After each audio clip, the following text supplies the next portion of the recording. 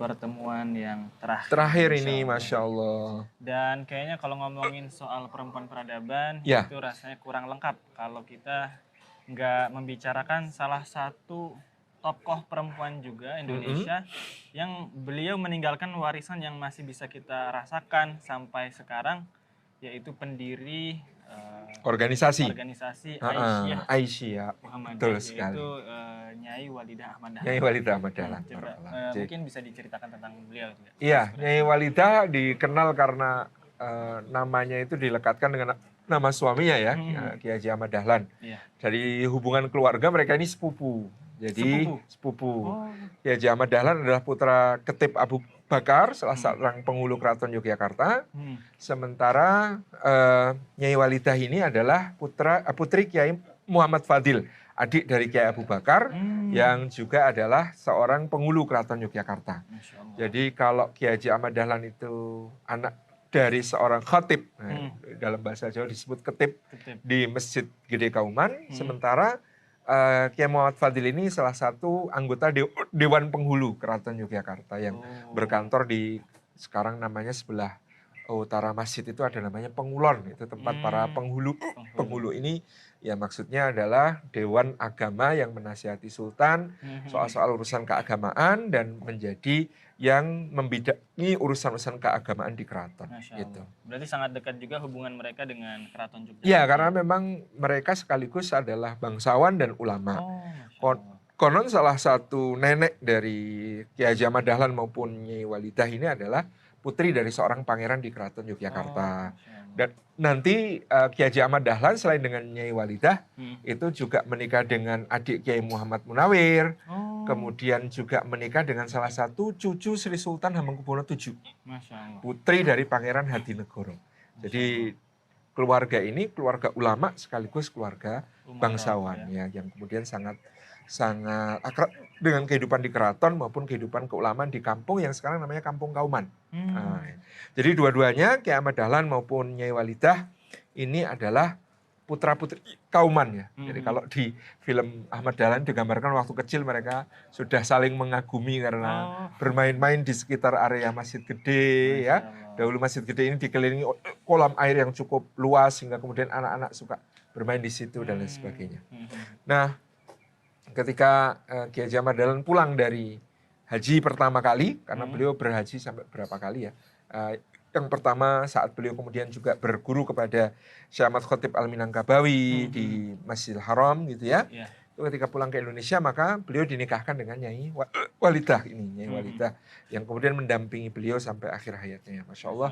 Dan Nyai Walidah ini sejak awal perjuangan Kiai Haji Ahmad Dahlan, setelah hajinya yang kedua, yakni kemudian mendirikan Persyarikatan Muhammadiyah, maka Nyai Walidah ini membantu suaminya dalam membentuk pengajian-pengajian yang nanti akan bergabung menjadi Muhammadiyah. Jadi kan Kiai Ahmad Dahlan itu punya pengajian wal fajri, punya pengajian wal asri, punya pengajian al-ikhwan, punya pengajian al-ma'un, punya pengajian-pengajian yang sangat banyak. Yang nantinya dari pengajian-pengajian itulah kemudian berdiri Persyarikatan Muhammadiyah. Kalau zaman sekarang mungkin kayak majelis taklim. Majelis taklim yang rutinan semuanya gitu ya. Wal asri itu di Wirobrajan. Sekarang wakaf masih diabadikan menjadi Asri Medical Center. Wal asri itu. Dari pengajian wal asri sekarang itu ada tanah wakaf yang luas, pengajian wal asri itu menjadi Asri Medical Center. Kemudian ada pengajian wal fajri. Itu di Karangkajen. Yang nantinya Kiai Haji Ahmad Dahlan pun dimakamkan di makam Karangkajen di situ ya. Kemudian ada pengajian Al-Ikhwan itu di Kota Gede. Pengajian Al-Ma'un itu di Kauman. Nah itu kenapa namanya Al-Ma'un? Bukan cuma karena yang dibahas itu surat Al-Ma'un, tapi juga yang dibahas itu, yang ditempati itu namanya Pak Haji Mangun. Gitu ya, tempat rumahnya itu. Yang kemudian akhirnya nanti wakafnya Al-Ma'un ini menjadi PKU, Penolong Kesengsaraan Umum, yang menjadi cikal bakal Muhammadiyah yang sekarang memiliki ya ratusan rumah sakit, klinik, dan berbagai layanan kesehatan seluruh Indonesia.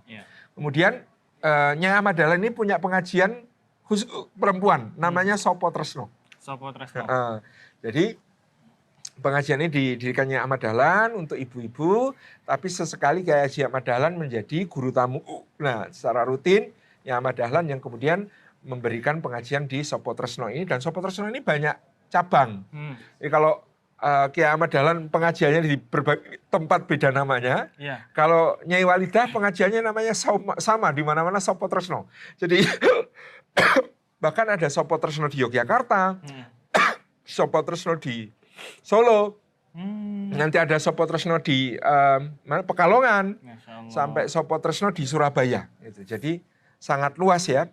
Setiap kali Kiai Haji Ahmad Dahlan pergi ke cabang-cabang Muhammadiyah, Nyai Ahmad Dahlan ikut, dan di situ Nyai Ahmad Dahlan punya kegiatan sendiri dengan Muslimah Sopo Tresno ini. Produktif juga. Produktif sekali. Di tahun 1912 Muhammadiyah berdiri, Sopo Tresno tetap berjalan. Di tahun 1914 Nyai Ahmad Dahlan ini, Nyai Walidah, kemudian menginisiasi dan minta izin suaminya agar ibu-ibu ini juga punya wadah organisasi. Maka Sopo Tresno mengajukan proposal Blade kepada pemerintah kolonial Belanda untuk memberikan organisasi. Waktu awal namanya itu Fatimah. Tapi ditolak namanya itu. Fatimah ini dikhawatirkan menjadi gerakan perempuan radikal. Menjadi gerakan perempuan yang kemudian membangkitkan kesadaran keislaman yang radikal. Itu dikhawatirkan begitu. Maka mungkin karena identik juga dengan gerakan Syiah gitu ya. Mungkin juga itu ada faktor. Revolusioner ya. Maka pada tahun 1915 yang mengajukan proposal kedua dengan mengganti namanya menjadi Aisyah. Jadi bukan Aisyah tapi Aisyah. Yang dinisbatkan pada Ummul Mukminin ibunda kita Aisyah. Jadi di situ seolah-olah Nyai Ahmad Dahlan hendak mewakilkan sebuah gerakan perempuan yang tetap sangat baik dalam urusan-urusan domestik, sangat luar biasa dalam mendampingi suami, tapi juga gerakan ilmu. Karena ibunda kita Aisyah yang terkenal dengan identik dengan keilmuan yang luar biasa. Jadi ini proposal nama Aisyah ini kemudian ternyata diterima oleh Belanda, gitu ya. Sempat ini karena akhirnya jadi guyonan di kalangan teman-teman aktivis ya. Kalau Muhammadiyah itu harusnya pro poligami. Karena namanya Aisyah, ibu-ibunya itu. Karena kalau nggak mau poligami harusnya Khadijah. Itu yang monogami. Ini bercandaan saja.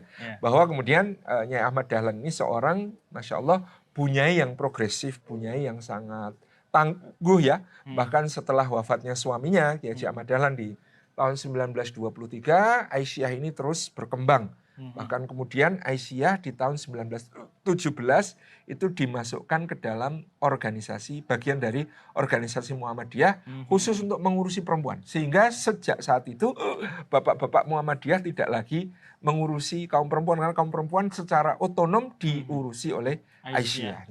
Gitu. Dan ketua dari Aisyah yang dijabat oleh Nyai Ahmad Dahlan duduk sebagai Hobestur, sebagai pengurus pusat di Muhammadiyah. Jadi di sini terlihat bagaimana peran Nyai Ahmad Dahlan yang waktu itu sangat menonjol. Bahkan pada tahun 1926 di Surabaya di Kongres Muhammadiyah, ketua kongresnya itu Nyai Ahmad Dahlan. Gitu ya. Jadi beliau salah satu ketua Hobestur Muhammadiyah sekaligus ketua pengurus pusat Aisyah. Jadi double di situ dan jadi ketua kongres gitu ya. Jadi tidak pernah ada sebelum maupun sesudahnya lagi itu ya ketua kongres Muhammadiyah itu adalah seorang perempuan seperti Nyai Walidah. Nah, bahkan bukan cuma di Aisyah Nyai Walidah ini aktif, beliau juga sangat aktif di kepanduan Hizbul Waton. Jadi beliau membina kepanduan putri Hizbul Waton yang kemudian menjadi sangat berkembang pada masa itu, termasuk keaktifan beliau untuk menghadiri berbagai perkemahan Hizbul Waton di berbagai daerah. Jadi sampai ada cerita dari Banjarnegara di daerah yang sangat tinggi ya di lereng pegunungan Dieng itu, daerah Batur. Itu bahkan Nyai Ahmad Dahlan itu ke tempat sepelosok itu beliau itu selalu kalau memang ada acara selalu berusaha untuk bisa hadir. Jadi konon beliau naik kereta api sampai ke Magelang, dari Magelang kemudian naik mobil sampai ke Kejajar Wonosobo, dari Kejajar sampai ke Batur naik kuda.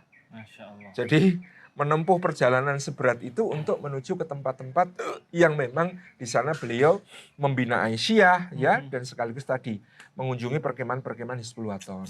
Masya Allah, luar biasa. Ini Nyai Ahmad Dahlan ini terus berkiprah ya. Pada masa pendudukan Jepang, Nyai Ahmad Dahlan ini dengan Aisyahnya terkenal dalam membentengi akidah muslimah agar kemudian tetap juga menjaga akidah para suaminya dari pada masa Jepang kan ada kewajiban seikere. Seikere itu setiap pagi menghadap ke arah matahari terbit dan rukuk ya sebagai penghormatan kepada Kaisar Tennohika sekaligus penghormatan kepada Amaterasu Omikami atau Dewi Matahari Jepang.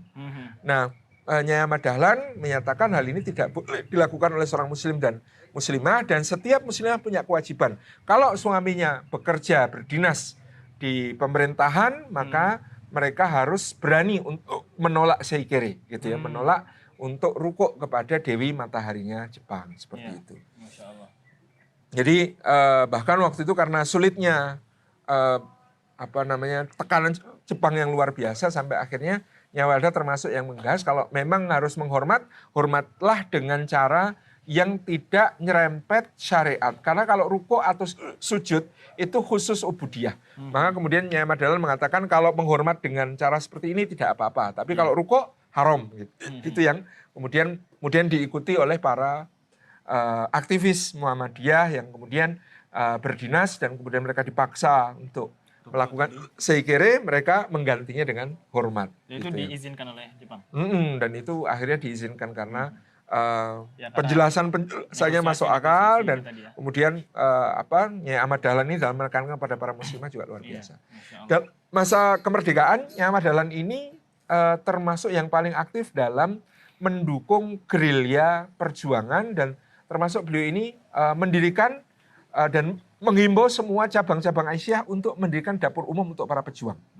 Jadi seluruh cabang-cabang Aisyah di seluruh Nusantara itu diberikan arahan untuk semuanya berperan serta dalam perjuangan, mendirikan dapur-dapur umum untuk para pejuang, bergabung dengan laskar-laskar dan sebagainya. Ini bukan cuma untuk pejuang Muhammadiyah aja ya? Iya, untuk semua pejuang.